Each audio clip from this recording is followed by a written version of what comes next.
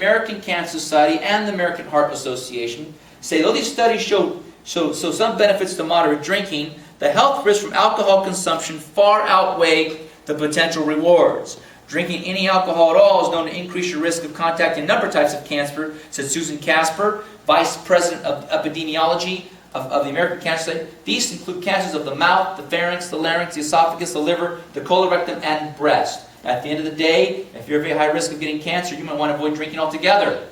Okay? So be careful of that. Are you beefy? Less meat means less weight. Vegetarians weigh an average of 20% less than non-vegetarians. Like this one, for 2,530 calories. It is not the same as eating a White Castle burger if you're going to do it.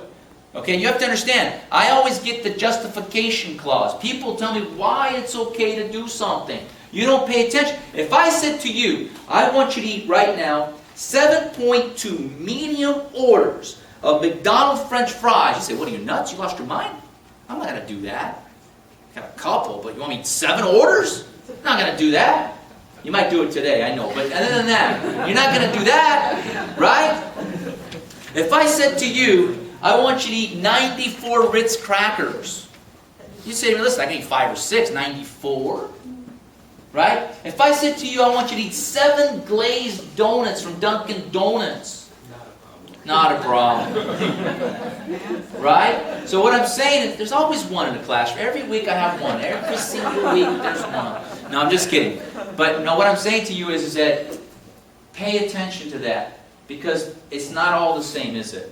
And the way it's packaged, know what you're eating. Know what you're doing. Because it's easy to say, well, gosh, I'm only having a burger. No. You're not having a burger. You're having an atomic bomb. That's what you're having. You need to know what you're doing. Okay? Pay attention to your caloric intake and pay attention to what you're eating, what you're putting in your bodies. Okay? Very important to understand that. Watch what you're feeding your Ferrari, right? Last thing, here it is. Large intestine, colon.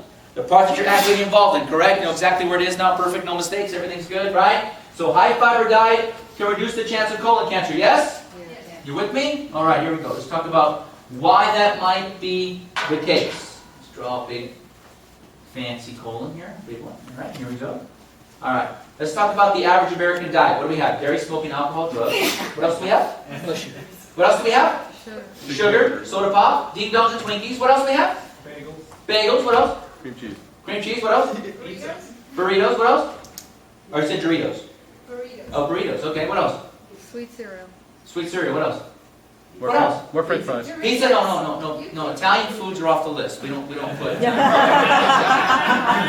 let's not get personal, okay? Pizza?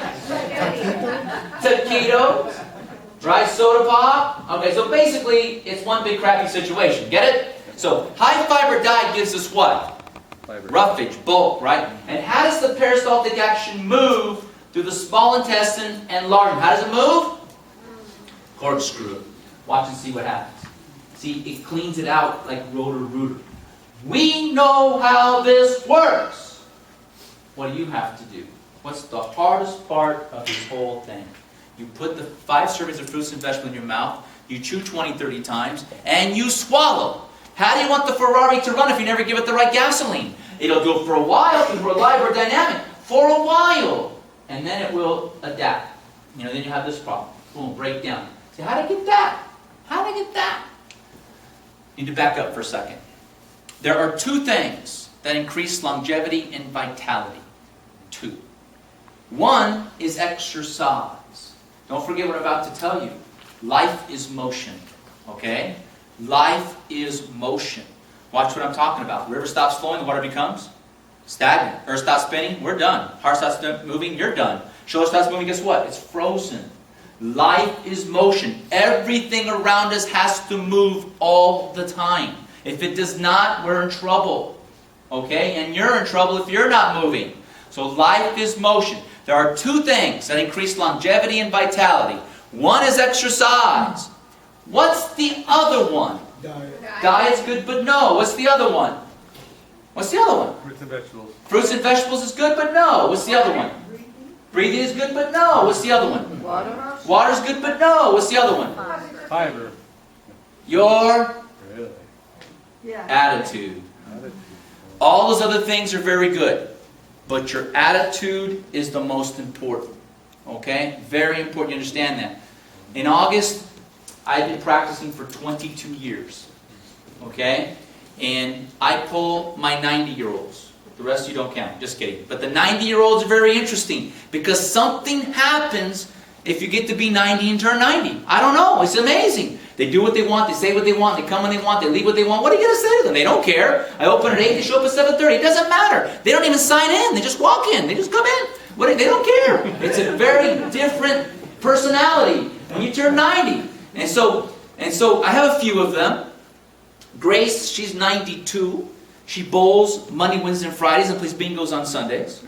Hubert has been coming in for years, but now he's 95 now. But when he was 90, he came in one day in my lobby, and he was all bandaged up like road rash with band-aids all over him. I said, Hubert, what happened to you? He goes, listen, Doc, I was up on a ladder. Yeah, huh? And I was welding a rail. And I fell. My back's out. You got to fix it. So I said, okay, Hubert, listen, as you get older, don't you say it. No, I didn't say you're old. I'm just saying, as you get older, I really don't want you climbing ladders. Right? And that was years ago. Hubert always comes, but about 6 months ago, he comes in. Hubert, what's wrong with you? Well, the trash truck was coming. I said, yeah? And my neighbor forgot to take out his trash. So I went over to get the trash, and I pulled out my bag. You got to fix it. I said, all right, Hubert, come on over here. Let me get on the table. I said, let me ask you something. Do you still bowl? Yeah, I'm bowling today. Fix it. And now he's going to be 90. He's probably 95 now. 95. Angelo is my oldest patient. He's 98. He lives on his own. Comes into my office every Mondays at 9:30. Well, one Monday he doesn't show up. I said, Did he call? No, he didn't call. Call him up. They call his house. He doesn't answer. Call up his daughter. She called up his daughter. You know, I called him this morning. He didn't answer. I'm going to go check on him. So they go to find. She finds him in the bathroom, and he's bleeding all over the place, and he's patching himself up. Okay, patching himself up. Now Angelo is an Italian guy from Boston. So when we speak, we have to speak with our hands. You see, Angelo. Oh, what happened to you? He goes, Doc, listen. When you called, I was in the bathroom, and I was patching myself up. You see? Yeah, I see. What happened to you? Listen, Doc, in my backyard, I have a bank. And I built a staircase to the top. And when I got to the top, I tripped and I fell down the hill. Boom, boom, boom, boom, boom. So when you called, I was patching myself up. You see? Yeah, I see. Right? So I said, so I couldn't make it there. Now here's the thing with that Angelo. And he goes, Angelo, and you know what I did after that? No, what'd you do? I went back to work. And that's the attitude of the 98-year-old. I will tell you that is consistently true from all of them. They're all very active. They're bowling, they're square dancing, they're line dancing, they're doing stuff, they're art, they're acting, they're golfing, they're doing something. They're all over the place. They're like 90-year-old teenagers. I have to tell them, oh, slow down. No, I'm not slowing down, Doc. I don't have much time. That's going to hurt you. Don't be careful. I mean, they're crazy. And they're pissed. When they're hurt, you don't want to piss off a 90. I will tell you now, don't piss off a 90-year-old. There's no political correctness up there. They'll let you have it then and there in front of anybody. It doesn't matter. So that's the other thing about a 90-year-old. So I'm going to give you a heads up on that. But, very interesting. Now here's what bothers me. If I have a criticism of the medical community, they tend to write off the senior population very quickly. And I don't like it. Yeah, you're 70 years old, the average person lives to be 77, you'll be dead in a few years, take a pill. I don't like it. Okay? I will just tell you how it is. And here's what else happens. In my main office, I have multiple treatment rooms. So in this room, I have a 60-year-old. In this room, I have a 98 years old. The 60-year-old is trying to tell me how old they are. Are you kidding me? Get up and move now. Get out. Go break a window. Go do something. Because that person's got 38 years on you building staircases in their backyard. Okay? Because I know one thing, is I know that life is motion. And the more sedentary you become, the more degenerative you're going to become. I told you that exercise is important. I told you you have to move. I told you you have to have a positive attitude. It is so true. It is so true. Okay? Have a great week. Thank you very much. All right.